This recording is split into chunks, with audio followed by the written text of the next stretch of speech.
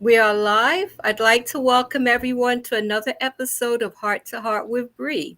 My friend Herbert Buckley and I, we will be talking about anger.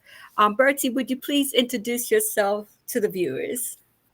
Hi, everybody. Herbert here, Herbert Buckley. I've known Bridget for a very long time. We were neighbors, went to school together, and I want to thank her for having me on her podcast to, you know, just share a little bit. So here's a disclaimer.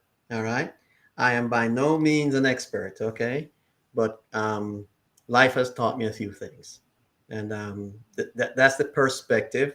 Um, we're going to talk about anger, and I've done a little bit of research with Bree's help, of course. And yes, I'm privileged to, have this discussion. So all yours, Bree.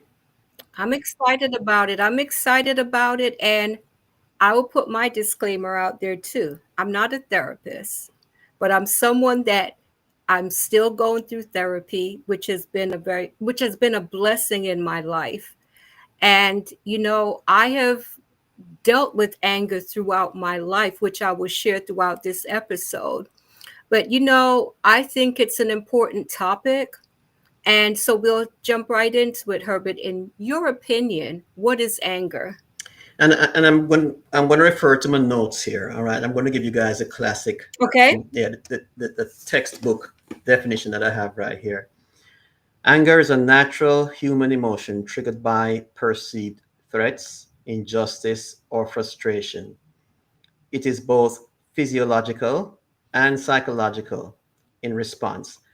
And it's actually designed to help us, right, to respond to any threatening situation, or any situation that we're frustrated with. That's what it's all about.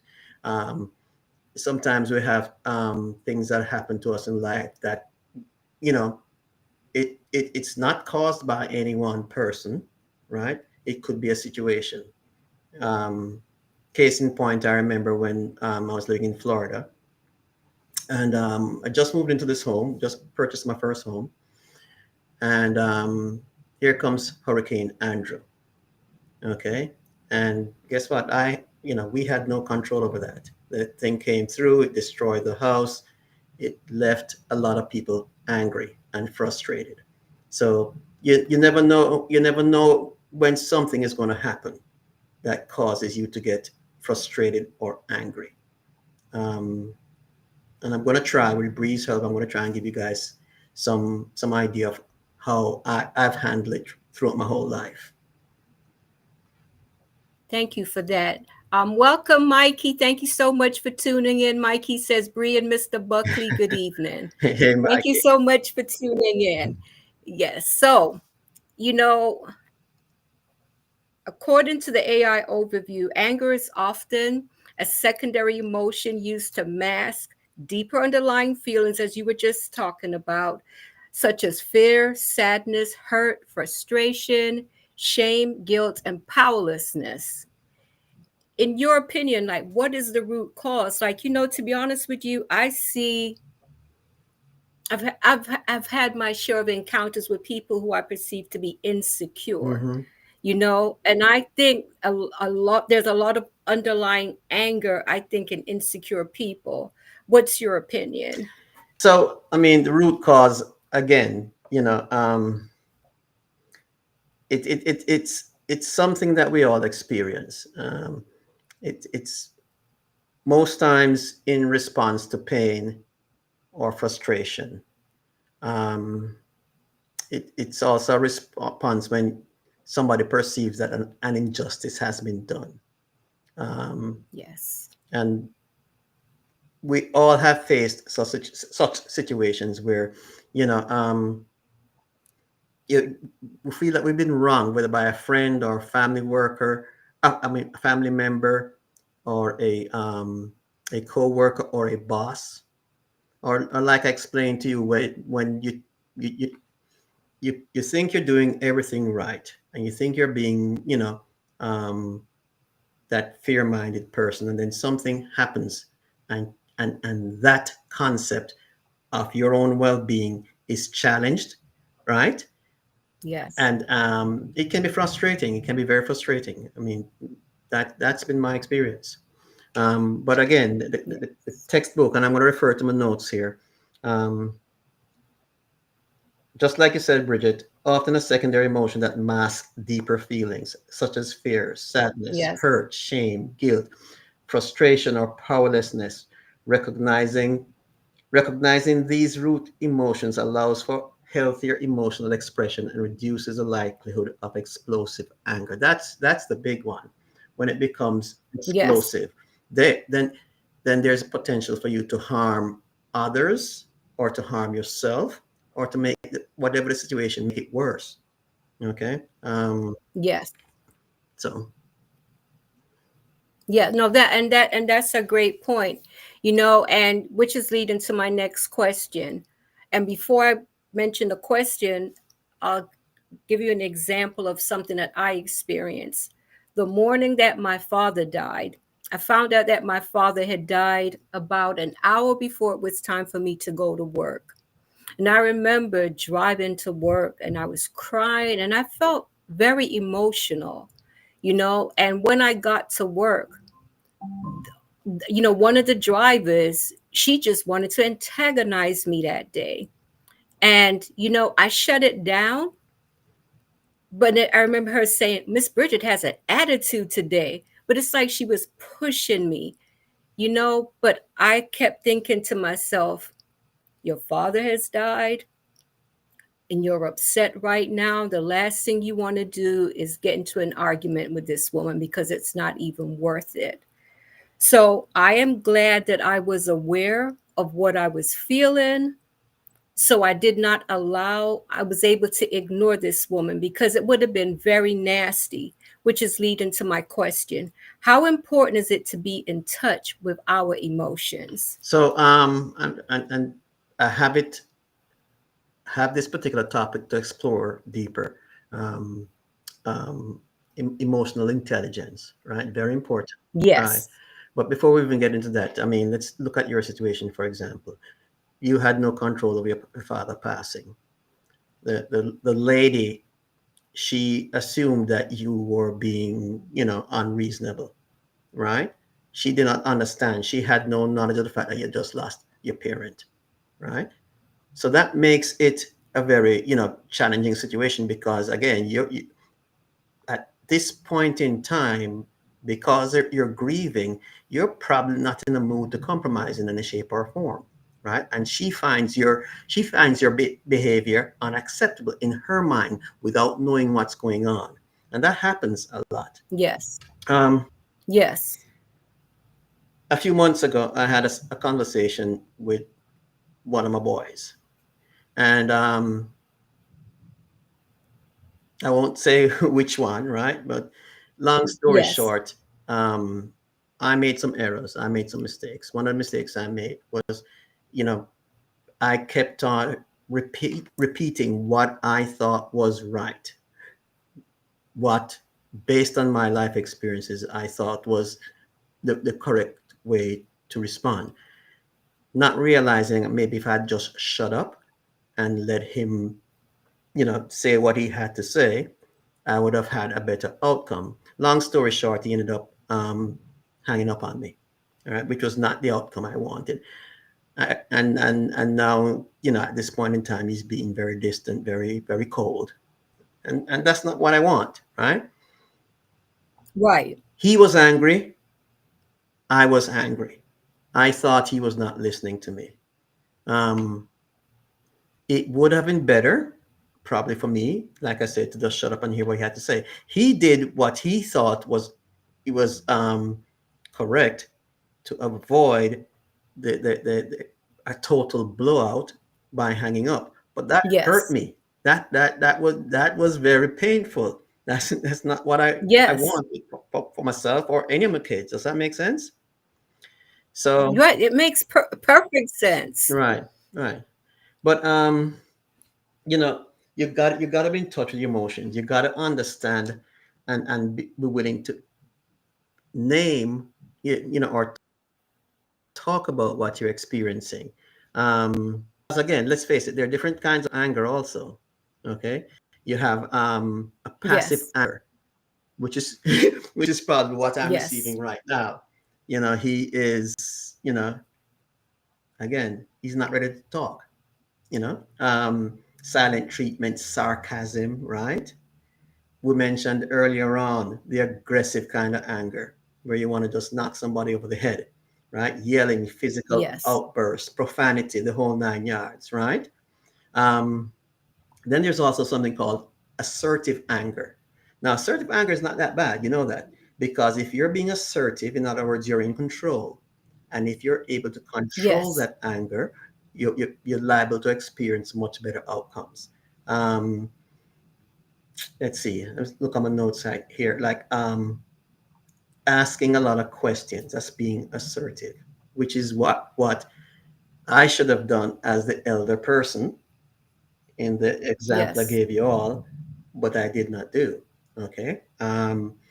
Trying to figure out what could be going on in his life, because we're a couple thousand miles apart right now. All right. He's in Charlotte, I'm in Texas. All right. But trying to figure out what's going on in his life, why he reacted the way he did. That's what a good father should do. I don't think I'm a bad father, but I'm just saying, as a more experienced person, the older person, that should have been the path that I took um, in that given situation. So, You know, parenting adult children, in my opinion, is very difficult because it's like sometimes in our eyes, we still see them as, the little children that they were in the mm-hmm, past. And we have good intentions. And I think they see them, they're asserting their independence and that, I'm an adult now. You can't tell me what to do anymore. That kind of thing.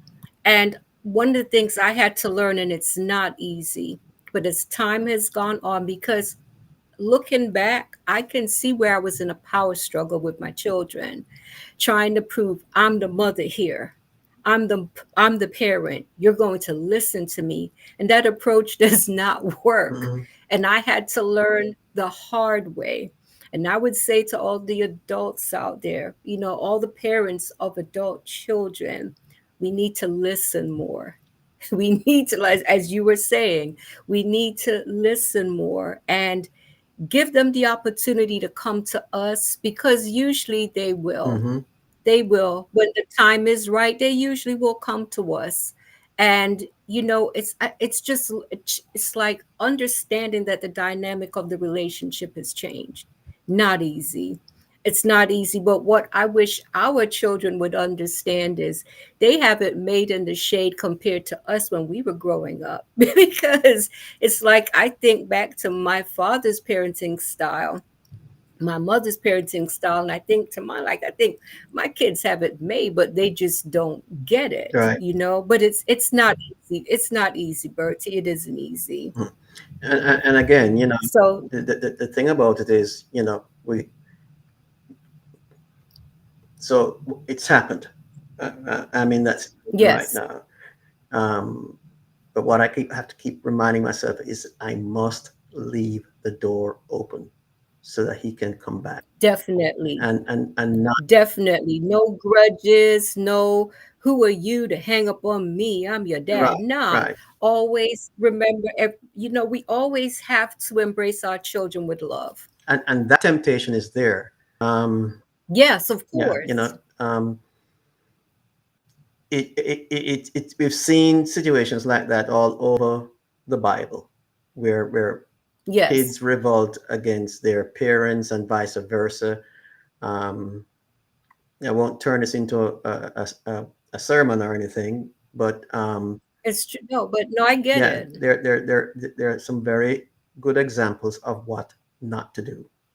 Okay, Yes. so yeah. Thank you for sharing that because I think there are some parents out there that needed to hear that. Being a parent today is not easy, but I think parenting when we're in anger mode it's usually a big failure. It doesn't Mhm. accomplish anything. So thank you for sharing that. So next we'll be talking about emotional intelligence. So this deals with motivation, self-regulation, empathy, social skills, and self-awareness. What would you like to share about So again, emotional? again, under emotional intelligence, self-awareness is very important. Yes, If you're aware of what you're experiencing or what you're feeling, that's paramount right there. You can feel yourself getting angry sometimes, right? Um, yes, the best way to handle that is to try and catch it early. Don't wait till it yes, escalates to the point where um, it's a heated exchange between you and somebody else. Or if it's not an individual, it's a response to some kind of external trigger, like the example I gave about the hurricane. You know, yes, worked all these years, put my money down, have this nice home, have two kids, and this what hurricane comes and just destroys everything, right? Um, so frustration, um, one-on-one interaction, right, where that escalates. Um, you can use anger as motivation. I don't know if you're all aware of that. yes, Um, yes. I agree. you develop the willingness to not get, you know, screaming crazy again, and you find steps to make sure that that doesn't happen. Um, Empathy. Um, we kind of talked about that when we're talking about your dad. So this lady did not Yes, know what was going on with you, right? I don't know if she was older or younger or a peer, but it sounded to me like she had no empathy because she did not take the time to try and find out what had made you so upset. What what made you at on this particular day um, not not the normal Bree that she's accustomed to. Instead, she responded, you know, in an adverse manner. She was upset too, and she was indignant that you would respond that way. right. Um, Social skills, navigating social situations effectively is a big part of emotional intelligence. Yes, You're out at an event, right? You see other people getting served or being helped, and you feel like you're being treated like a second class citizen. Okay. However, even though you might feel that way, that environment might not be where you need to have a meltdown. Worst case scenario is that you embarrass yourself. Okay. yes, You end up not having anywhere near a good time. You drive up your blood pressure, right? Cortisol is released in your bloodstream, right, which can affect your yes, heart. So much damage that can be done. Anger. Anger can be motivational, like we said earlier, Ron, or it can be yes. destructive. Definitely. Definitely. I'd like to welcome Maxine World Changer. Thank you so much for tuning in. When I feel angry, then I know it's time to take a breather because I know, okay, let me self-regulate, let's what's going on. Because that angry outburst, especially in a social situation, in the workplace, wherever it is, Maxine is saying flight, fight, or freeze Exactly. situation. Yeah. Yeah. Yes, Fight or flight. yes, Right. Exactly. Hmm. definitely. Definitely. So it's time to check yourself and not get caught up in the moment.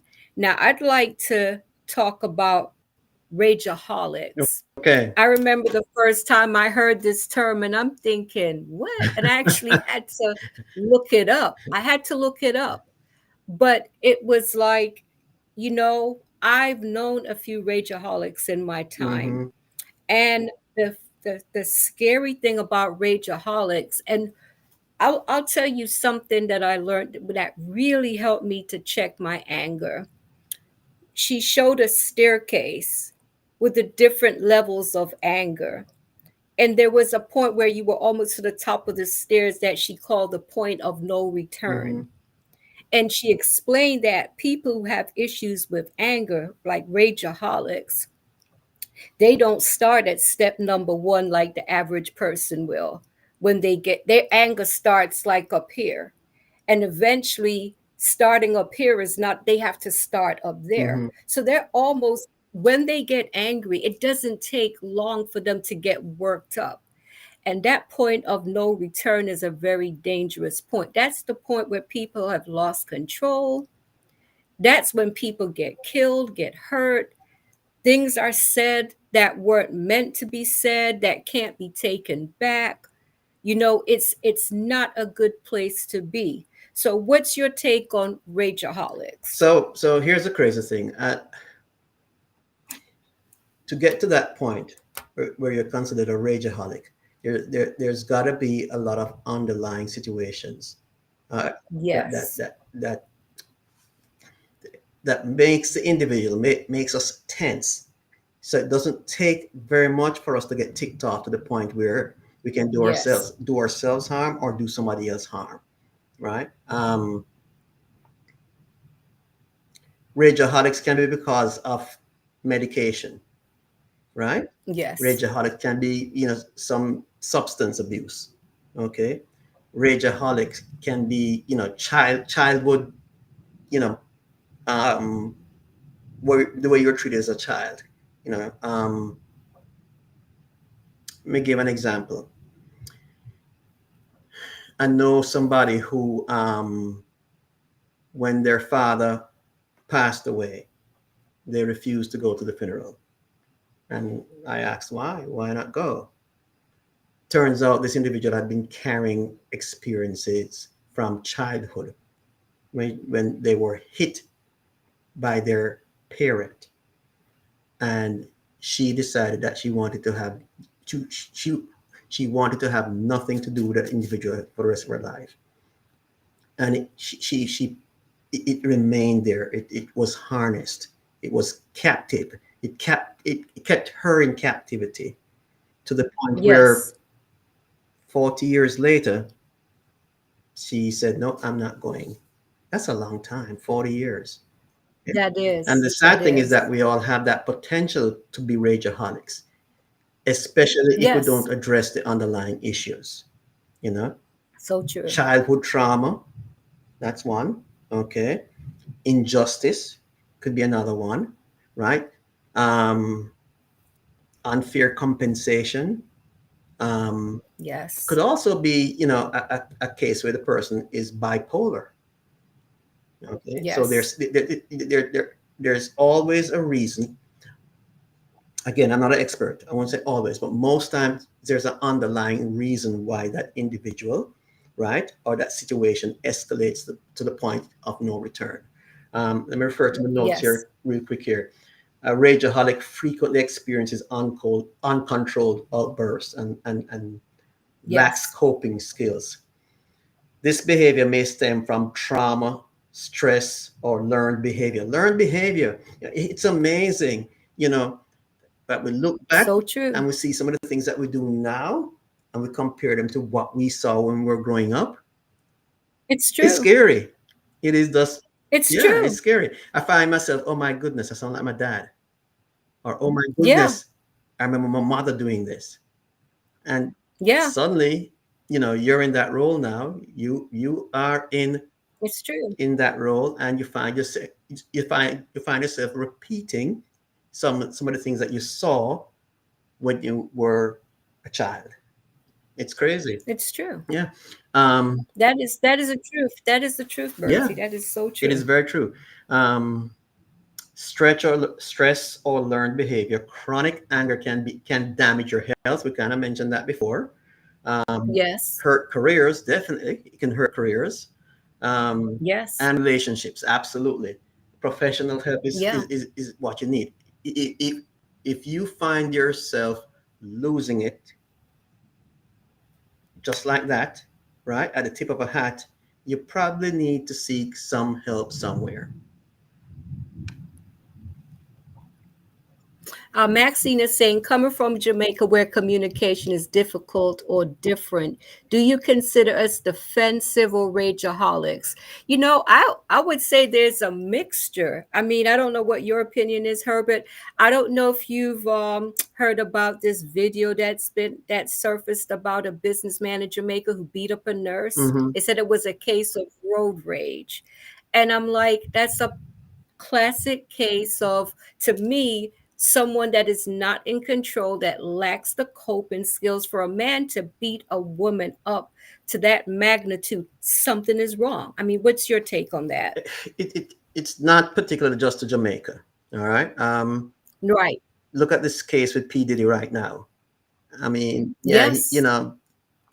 he has some serious underlying issues where when he doesn't get his way, he Yes. takes it out on the individual. So again, it's not particular Yes. to one group of people or ethnicity. Yes, I agree. Again, anger is as we discussed earlier on. You know, everybody can get angry, and it's designed as a defense mechanism. That whole fight or flight preparation right there. Yes. Okay. Um, a lot of times, you know, you hear people talk about the angry black man, and that's not a Hmm. fair statement because there's It's not. there's there's there's anger in just about every community out there, whether you That's be true. Asian, um, black, white, it doesn't matter. I agree. Anger exists because we either learned it or there is some other underlying condition like being bipolar. Okay. Yes. um, Tons of examples out there. I don't know if that answered the question. No, I think you did a great job on that one. I think you definitely did a great job. But we're doing this episode because we want the viewers to stop and think. Like you said, anger, it can be a good thing. I know for me, I remember the moment where I made up my mind that I wanted to be Mm-hmm. divorced. You know, he, I think I felt like he'd been pushing me for years. But I got to the point where I said to myself, hello, Camille, thank you so much for tuning in. I had gotten to the point where I said, you know what, I'm not fighting with this man anymore, because I could see that the less that I retaliated against him, the more he was stepping up his game to provoke me to anger. And I remember saying to myself, like, do you want to live like this for the rest of your life? And I allowed that anger to propel me into the right direction instead of staying in that war zone, because I truly believe our home had become a war zone. Always walking on eggshells, always anticipating the next fight. That is no way to live. And I'm saying, I would like to say that if you have an issue with anger, there is so much that you can do about it, which is leading to the next question, Bertie. Anger management programs and therapy. So there are quite a few programs out there that can help. Yes, Some of the ones that you can do on your own, I call them, the low hanging fruit, the easy ones. Um, Regular exercise, mindfulness, meditation. Meditation does help a lot. yes, Now, I'm not one to meditate. There's a right, disclaimer, right. right? But regular exercise makes a difference. Time Yes, it time by does. yourself, whether you want to call it meditation, right? Or I don't know, time by yourself helps, especially if you've developed the ability to be um, self-critical, right? But not somebody who drives themselves into depression. There's a difference. Yes, Again, you talked about the possibility of anger being a motivator, and it can be if you are yes, aware enough and able to look back on what happened, right, and understand the situation. It can motivate you to do better and to control your anger and not yes. get upset as easy. Um, Journaling. So I've been journaling now Great tool, for great for the tool. last 4 years, and it helps because I can always flip back and look at what was happening during that time frame to give me a better frame of reference when I encounter something that's similar, or at least to learn from what happened in Yes. that time frame. Um, Sleep. A So sleep helpful. deprived person is Yes. an angry person. I am sorry. So true. If, So true. if you're True. not getting enough sleep, if you're not getting enough nutrition, it hurts. All right. Guess what? I still get out on my bicycle at least 4 times a week. You know, um, not that I'm competing, because I can't compete at my age anymore, right? Right. But sometimes I get out with a group of people. Most times I get out on my own. I'm blessed. I'm still healthy enough where I can get out on my own and I can put in 10, 15 miles, right? But it calms me.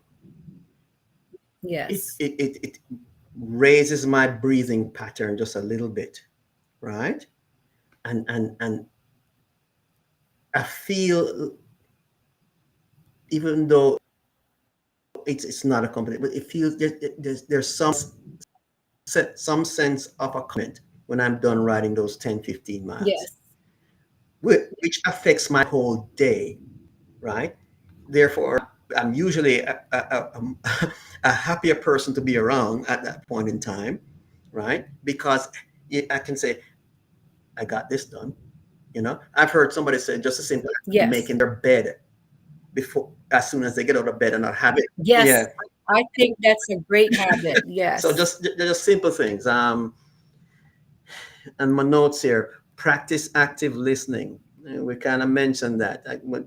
Very important. Very important. The example that I gave, where I neglected to practice active listening, is the conversation I had with my son. Um, Old time people always used to say, God give you two ears, one mouth. You're supposed to listen twice as much as Yes. you speak. You know what I'm saying? Yes. Um, Yes. and again, you set boundaries. If a conversation is becoming uncomfortable, be willing to walk away, politely walk away. So Yes. those are some of the things that, Great right. advice. That's great advice. Now I'd like to ask you your opinion on this. Mm-hmm.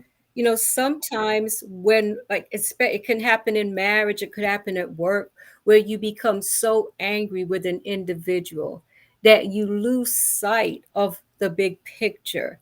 I remember when I was married, and I remember my ex-husband and I, the first time we went to marriage counseling.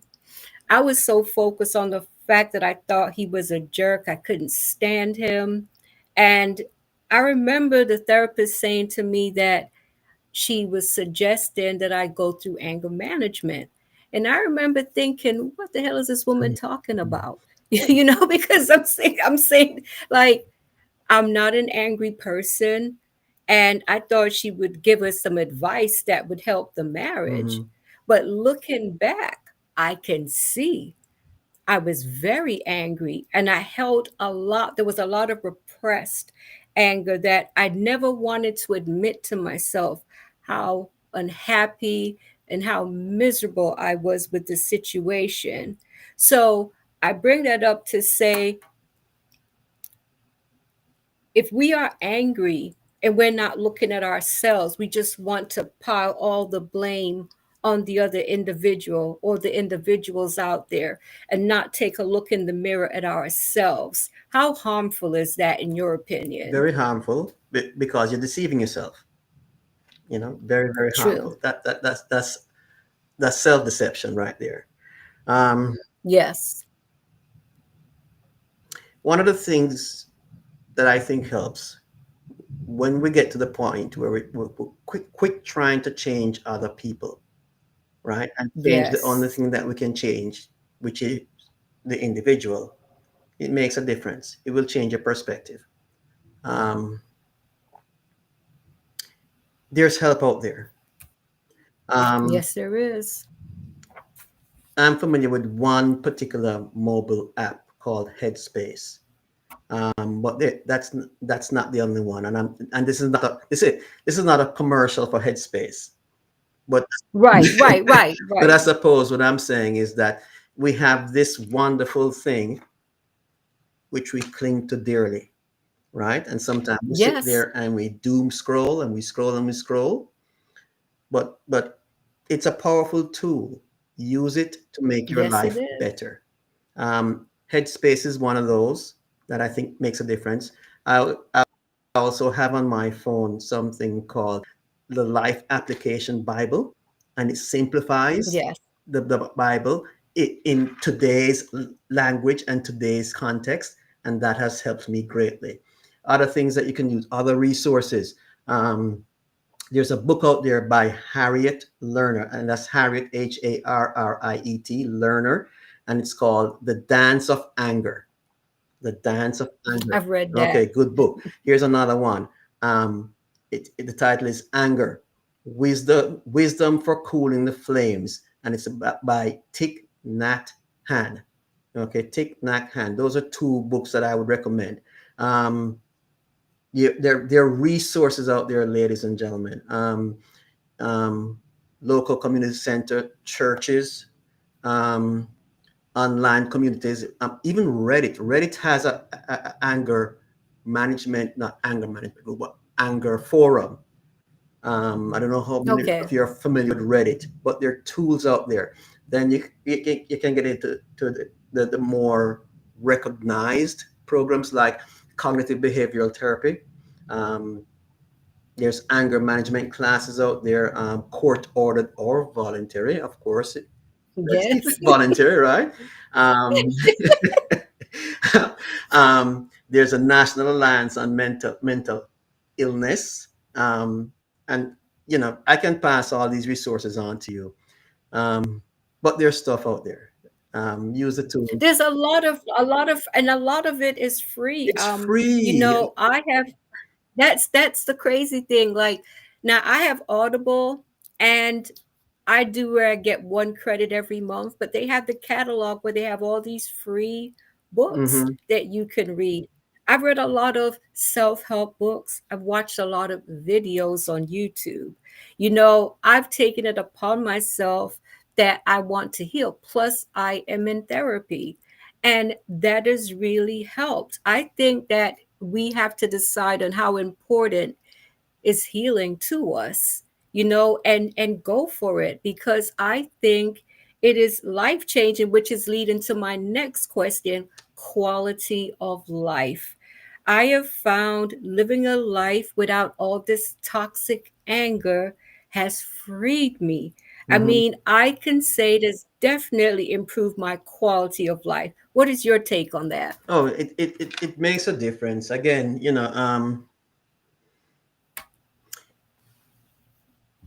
you become a healthier person, absolutely. Um, if you don't have this burdensome anger carrying around, it can help you, you know, um, stave off substance abuse. Some people who are angry, we will try we'll try and use, whether it be alcohol or drugs or whatever the case may be, Yes, as a counterbalance for the anger.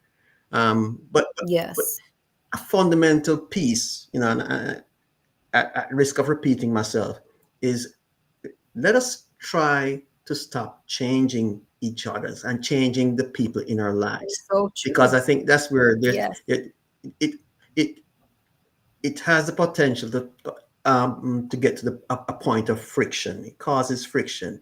I mean, yes, just think of it as individual. We don't like anybody dictating to us how to live our life, right? it's The true. same thing It's on true. on the other side of the table. Nobody likes to be dictated to. And again, I've been guilty of that. You know, thank God I Yes, think I've learned some stuff, right? But the first thing is to thy own self be true, right? If you yes, if you have been in an explosive situation, and just about all of us at some point in time, have had to cross that bridge, right? Then what I can only suggest is use some of the resources that we mentioned. Again, you know, do the homework for yourself. to find those resources and use them. And don't Yes. now back to what Maxine said about the ethnicity or being Jamaican, right? Now we attach some stigma to, oh, that's a madman right there, you know, Yes. him need a shrink, him need, him head no right, right, that kind of thing. Okay, and that's Yes. unfortunate, but I think, you know Yes, I agree. I think some of that has changed. But I mean, we used to stare. I know growing up, you know, I chalk it up to ignorance. We used to stereotype people. That the boy didn't smoke too much weed. He It's true. losing his mind, right? Or Hmm. Rumbara call him. We didn't Yeah, understand what they were trying to deal with, or what, assuming that they were trying to deal with something, right? So it's because we true. saw frequent outburst, right? We label them, or on the other side of the coin, right? Those people who withdrew from life and society because of the fact that they were stereotyped, right? Withdrawing, recoiling, you know, usually doesn't help, because it's like a True. spring, like the spring in a gun, right? Once it recoiled, at some point in time, it's going to fire, explode. Does that make sense? Um, Yes, it yeah. does. So Perfect yeah. sense. Let's talk about, anger and how it affects families. And let's talk about its negative impact. I can remember as a child, as far back as I can remember myself, I remember my dad. I just look back and I look at him as a tyrant. I really do. Mhm. And, it just caused a lot of heartache, a lot of misery. You know, I remember as a child being hyper vigilant, you know, always wondering what version of my dad was coming home. Would he be violent? You know, and no child should have to live that way. So let's talk about the negative impact of anger in a family. Anger usually is divisive. That's the bottom line. Yes, Um, not knowing not knowing what version of your parent you're going to experience can be, it's a tragedy. That's not good. Um, yeah, Over time, what usually happens is that there's so much animosity that, it tears the family apart. It it As we does. mentioned, it shortens lives. It can result in some really tragic situations, like the example that you gave earlier on about the, the, the gentleman beating the woman. We kind of talked Yes, about that big court case that's going on right now here in North America with that popular entertainer. Um, yes, so it does nothing for families. It's a poor example of what a family should be. Not saying that there's any perfect families out there. I don't no. think there are. Right, there are no perfect There are no families. perfect families. There are no perfect individuals. Um, but it absolutely damages relationships, whether they're familiar or work relationships. Anger can damage. If it's not a motivating tool, it can damage the relationship in any shape or form, Definitely. whether at work or at home. You hear people talk, they don't want to hear anything from you. Me no want you tell me nothing. Me no want you try to change me. Yes. All right. So, and that's pride. That's the other part of anger. Okay. Yes. We become so prideful, right? I know I'm right. That we forget to listen. We forget that little rule about having two ears and one mouth, and Yes. that can be debilitating. Definitely, definitely. Now, what advice would you give to someone that is, it could be male or female, but you're about, you start dating someone, and very early on in the relationship, you start to see these outbursts of anger. I mean, it's a red flag. And I think, especially for women, we think, oh, I can, if I just love him enough, I can change him. You know, what's your take on that? So there we go again, right? Um, the feeling that I'm such a loving person that I can change an individual. There's a good possibility that you cannot change the individual, right? Whether male or female. That's the bottom line.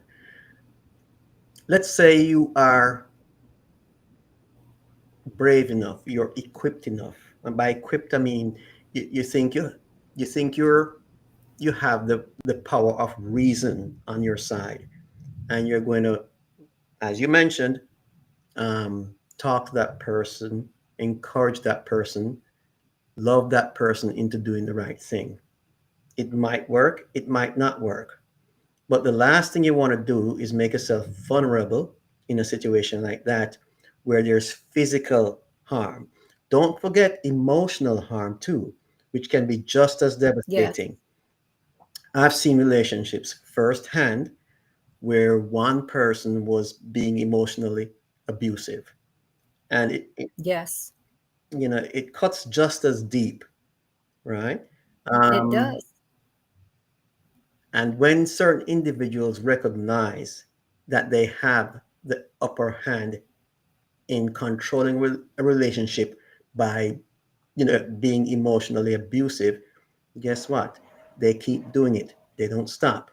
You know, Yes, um, if you see the red flags, I'm going to say, yes, you might care for that person deeply, but unfortunately, you can't care for anybody unless you can care for yourself. And if you put yourself in a amen. detrimental situation, right, where you potentially could become a victim, that's not a good idea. Yes. That's not a good idea. Especially a person that may have children. Hmm. You're putting your children into a situation that could be volatile. It's like, are you choosing to be a sacrificial lamb? Hmm. I mean, it's a big mistake. It's do so at your own risk. That's all I have to say on that. Yeah. Yes, I admire you. But if you see, if early in the relationship you see no change, my advice is to get out.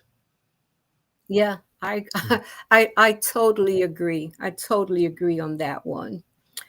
Coming to terms with anger, like, when I realized that I had a lot of anger in me, especially when after my divorce, I, you know, I found myself like bitter.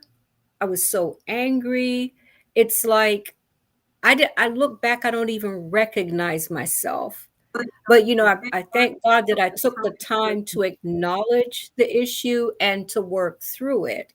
And I thank God that I did it, because I do believe that it set me free. What is your opinion on like coming to terms with anger and how to proceed forward?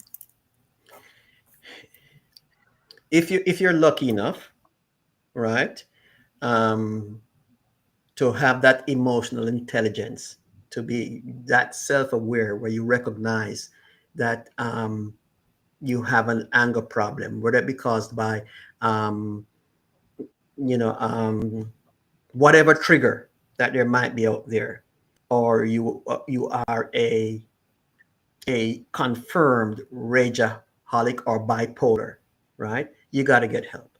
You got to get help. Yes. Um, if you have somebody like that in your life, and again, you think you are equipped enough, right, to withstand it, and that they are attentive enough to listen and take your advice, then channel them, encourage them to seek help. And Yes. if it seems like they are being responsive and they're open to it, right? By all means, right? partner with that individual, right? And make that journey, make that trip through life to get the situation corrected. Because again, a victory is a wonderful thing to celebrate, especially a victory Yes. over you know anger, over being bipolar, any kind of mental disorder or chemical imbalance. A victory is a victory. Okay. Yes, it However, is. however, I still go back to, one of the best things you can do is to remove yourself from the situation. Ultimately, Most definitely. Most definitely. if the Now, warning what if I if the warning sign yeah, so strong, yeah. you need to get out. That is great advice. Now, what if I'm afraid to face that I am angry and I don't want to Oh deal with boy. it because I'm concerned, like I'm mentally ill? Right. I remember being afraid to address, like I addressed on a previous show when I used to have anxiety attacks. I would have panic attacks on a regular basis. It was a horrible way to live. Hmm. But it was like just that thought, because I guess when you're a part of the Jamaican culture, you know, people who have mental issues are treated so unkindly. Yep. Hmm. You people are labeled. And I was so afraid of that label being put on myself. But I found that once I was able to come to terms with what I was going through mentally and emotionally, and seeking the help that was necessary, I think it put me back on the path to where I needed to be. If I hadn't addressed the issue, I do believe I probably would be in a mental institution somewhere, because, it's like, especially after the death of Demetrius, for a long time, I did not want to face the grief and the anger that I was feeling. I didn't want to admit to it, but I could see myself having it. Did come to that point where I had a breakdown, and it's because I did not want to address it. So, what is your take on, just coming to terms with it and dealing with it? It's a hard pill to swallow. Um, Yes, and again, back to that whole conversation that we had earlier on. Nobody wants to be stereotyped. Nobody wants to yes, be pigeonholed. Um, we've all seen it. That's a madman. yes, That's a druggie. That's a um, that's a that's a drunk. Whatever the case may be, nobody wants to wear that label. Um, and so, when you make that move, or if you're encouraged to make that move, or if somebody's holding your hand to make that move to get help, those fears are there, whether real or perceived. One of the things that I've learned, about fear is that fear most times makes it worse. Okay. Because it will become true. a barrier, um, to getting treatment, a barrier to doing the things that you need to do. And you know you get to the place where you instead of trying to correct the situation, you hit a downward spiral. Okay. um, if you're self-aware enough where you realize that you need help, um, absolutely, don't be fearful of what somebody else might think. Right, go out and get the help. Resources are out there. Definitely. I'm not Yes. I'm not fully in touch about all the resources that might be in Jamaica, but I'm sure there are resources out there. I think, you know, in a wonderful little island of Jamaica, I think some things have changed. I don't think there's Yes. as much stigma out there right now, but I know Right, as they used to be. growing up, there used to be a lot of stigma. And there's more that I think, all governments, all organizations can do to to improve, um, you, you know mental services and emotional services. But there are some out there, there's some private organizations that will help. But don't be afraid of being labeled. If you need the help, go out and get the help. Because ultimately, anger kills. Anger kills. You're either going to kill somebody or the anger is going to kill you, right? Because again, it just Yes. tears up your cortisol. It elevates the cortisol level, which can cause very, very, very serious blood pressure problems, which can lead to stroke, heart attack. You know, It's yeah. true. It's true. And think of there are so many people who are imprisoned right now. Mm-hmm. There are people who have lost their families, people who have lost their friends because they were unable to control their anger. Exactly. And they look back with all this regret, the shoulda, woulda, coulda, Mm-hmm. when it is too late.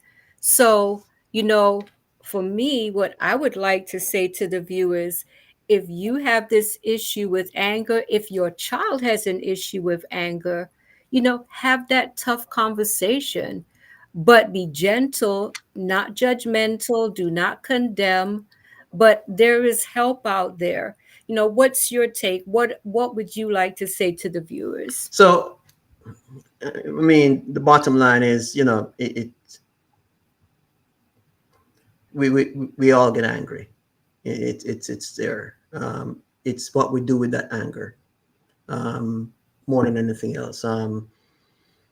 It's part of the human experience. Um, but when understood and managed, it can become a tool for growth, right? Not Yes. destruction. Emotional intelligence, um, using support systems, developing a willingness to explore, you know, your inner world, what's going on with it as an individual can transform your life.